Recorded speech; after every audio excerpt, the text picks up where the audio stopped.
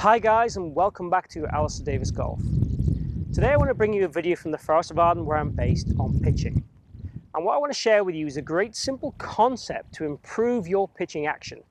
And it'll also cover a lot of the common mistakes I see when I see amateurs pitch the golf ball.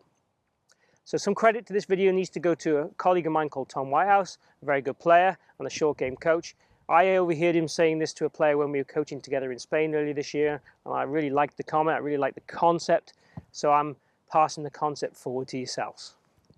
So, what I commonly see with a lot of guys who pitch poorly on the golf course is when they get to around the impact area, they tend to keep the head down far too long.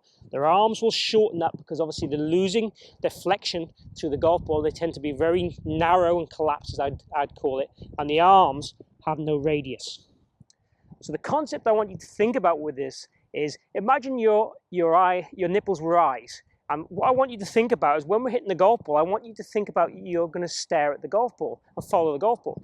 So imagine just that. As I go to hit the golf ball, I'm going to be watching the ball go as it flies. So when I hit a little pitch shot now, my eyes are following the golf ball. So my nipples are rotating. So what it's doing for us in theory is rotating our body through the golf ball and creating that kind of commitment that I would like to see.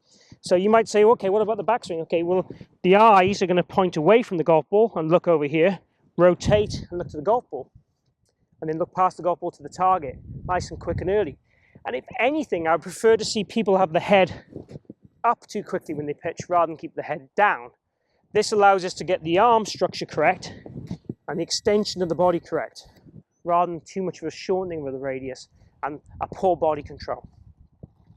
So let's just go ahead and hit a shot now. And all I'm going to be thinking about there now is trying to rotate my nipples towards the target.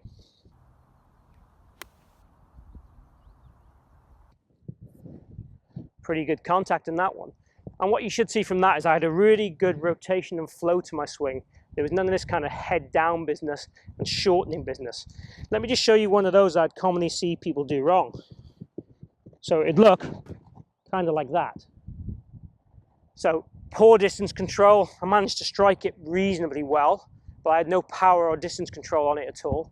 And as I said to you, I'd much prefer to see the kind of look of almost a David Duval or Annika Sorensen where the head comes up too early and we get those nipples looking at the target very early indeed.